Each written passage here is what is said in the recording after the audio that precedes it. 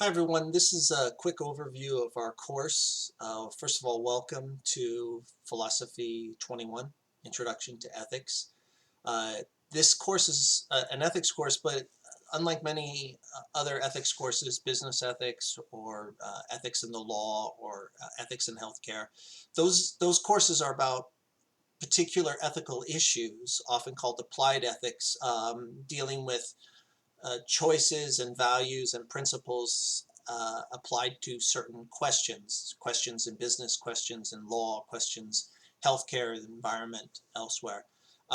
This course is actually on a broader level, just an introduction to, if you will, ethical ways of considering things, or what ethics is in itself, as well as um, different ways that you can ethically evaluate or ethically analyze or ethically consider certain issues, whether they be in law or elsewhere.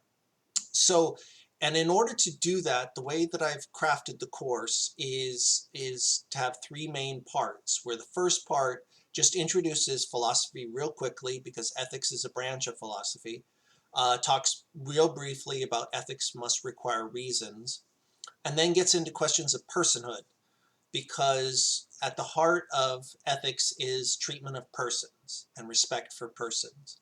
But what does it mean to be a person?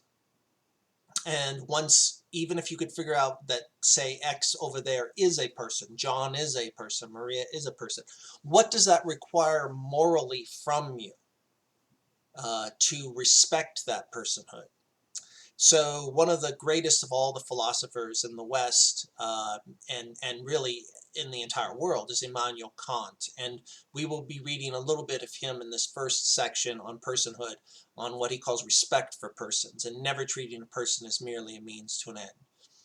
But now, I'm not saying that ethics is only about persons, but to say ethics is not only about persons is one thing, but we can say ethics is about persons, and ethics does include respect for persons. And I think that there is many very interesting connections here with questions of race and other aspects, because one of the worst things you can do is disrespect another's personhood. When you go to the doctor, for example, and the doctor is treating you like an organism. And that's fine in a way, because the doctor, she went to medical school to learn the science, the physics, the chemistry, all of those things, to understand how the human organism works, the DNA, biology, fine. And so she has a specialty, say, in ear, nose, and throat, and she's trying to figure out why your nose is bleeding or whatever it is that they do. And yet, we all know, because it has happened to all of us, that there are times when the doctor does not treat us as a person. The doctor is there to treat the organism, but we are more than an organism. We're a person. And so we say that the doctor disrespected us, even if they did a good job insofar as the treatment of the organism. The doctor who didn't even ask you how you're doing, didn't respect that you were in pain, didn't listen to your story, treated you poorly, talked down to you because you're a person of color, or they're well educated, or whatever, or misogyny. So one of the things that's interesting about things like racism is, at its core, racism is depersonalizing, because instead of seeing the person, instead of seeing uh, uh, Sean or Carl or Susanna, instead of seeing them, each one of them, as a distinct person, what you see is the racial group. And then you stereotype. You say she is black and black people do X. And it's like a double form of depersonalizing. Whereas what you don't see is her. And so the question of what is a person is very important for many levels. But questions of misogyny, questions of sexual assault, for example, the perpetrator doesn't care about the personhood of the person who's assaulted, because they don't even care if they consent. In fact, one of the most important things, and my background is in law, with consent, is that persons consent. Uh, we might argue that a giraffe cannot consent. Uh, a plant cannot consent, but a person can consent. Because a person can consent, we depersonalize and disrespect their personhood when we don't ask for their consent. Okay, so there's an example of why personhood from the very beginning has all of these, or from the very beginning of a quarter, has all of these elements of ethics behind it. Okay, so we'll spend the quarter, first part of the quarter, talking about personhood, and then we'll move on to character, which ethics is as a word in Greek means habits, and your sum total of all your habits, good and bad, your virtues and your vices, make up your character. So if you want to change your character, you have to change your habits. And so we will explore what that means, and how a life of good habits is a life of happiness, and what happiness means. And the person we'll be looking at in detail is Aristotle. The person in the first part of the quarter we'll be looking at in detail, a little bit of Kant, is John Crosby's book, which you need to buy like all the books. And then the second part we'll be dealing with Aristotle and character, and his book, Nicomachean Ethics. And then the third part of the quarter we'll be dealing with questions from Seneca and his letters, on questions of self-control, grief, dying. These are all aspects of human existence, and all aspects of the human capacity to reflect on ourselves, and especially the moral choices that we make that are so essential to a life well lived. That's what the quarter is about on a broad level of introduction to ethics. And your grades will be based on an assessment of 4 things. There will be quizzes, many quizzes. You will get a free quiz. So instead of, Camino doesn't allow me to drop your lowest score, but what I can do is give you a free 10. So I give you should already see in your grades a free 10, 10 out of 10 on an extra quiz. And then all your other quizzes will be averaged out of 10, and they will constitute 35% of your grade. So they are on the reading for, and the reading they are on is very clearly stated in the schedule. So make sure you take a look at that. They are not easy. They're not meant to be brutal, but they're meant to only reward the student who does a very detailed, careful reading of the material. I am very clear, as I've hopefully stated several times now, in my emphasis on the ethics core requirement, and that it's part of a Jesuit university, it's part of an education at all to know ethics and to have an ethical core. And so I take the readings very seriously. I don't ask you to do any sort of outside research. I don't ask you to do anything other than the reading. For all 4 assessments for the quarter, the reading will be centered, but you must do the reading carefully, and I really expect you to do it twice. That's why the reading assignments are not very long, but it is intense. And so the quiz questions are not meant to trick you, but you cannot answer them if you haven't done the reading carefully, which is one of the reasons why, which I'll get to in a second, that this course must be taken seriously. You cannot do it after you're done working and just, I'll read a little bit. It's not like that. This is an intense course. It's 10 weeks of material in 5 weeks. And I'll get to that in a second. The second assessment is a 4-page paper, which is based upon when we deal with character.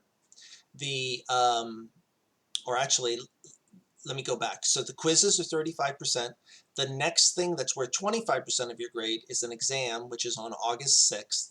That's based on that first part of the quarter, which is on personhood. Then you will have a 4-page paper, and that 4-page paper is due, let me make sure I got the date exactly right. It's due on the 20th of August. That will be based on Aristotle and character.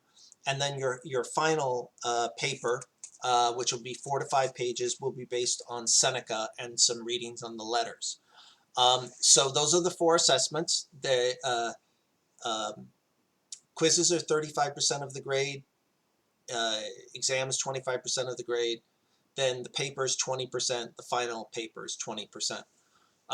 And you cannot miss more than 3 assignments, or excuse me, you cannot miss more than 2 assignments. If you miss 3 assignments, you will fail the class, and quizzes or anything else. I have learned in the past that many students during summer do not take the courses seriously, and they just say, oh, I'm not going to do the reading and I'm not going to do the quizzes, I'll just take the 0. Not in my class. Not in my class. I take the ethics core requirement seriously. I say it over and over again. This is more than likely the only ethics class you will ever have in your entire life. And if ethics is about reflecting on your life so that you are more complete and the most complete person you can be in terms of your values and in terms of reflection on who you are as a person, then there's hardly any more important class in all of college, because this is the class that tells you how to make the decisions about the other classes and the other things you do in your life. Plus, it's also centered to a Jesuit university and Jesuit teaching. So you can only miss 2 assignments of any type. If you miss 3, you will fail the class. If you miss 2, you're still going to get zeros on those other 2. Okay, so you have 10 weeks of material in 5 weeks. So basically this is like taking 2 classes. Do not think this is going to be easy. As I say in the first lecture, as I say in the first, the video for week 1, and I reiterate it there, that summer in many ways is harder than any other quarter. I was shocked when I was an undergrad and I took a summer class how hard it was. Summer is harder. And nobody's going to do the work for you. But you also have to do it in a certain pace. The class does not open up all at once. The class is paced. So, for example, the quiz will not open, the quiz that's due Tuesday night at midnight will not open until Tuesday morning at 12 a.m. So you'll have 24 hours, but you don't have half the quarter to finish that quiz. I don't want to teach philosophy that way. I don't want to teach ethics that way. I want it to be slow unfolding of these ideas. So make sure you commit the time. Make sure you read through module 1, which is super important, with an overview of the class. That will be part of the first quiz, which is due Tuesday night.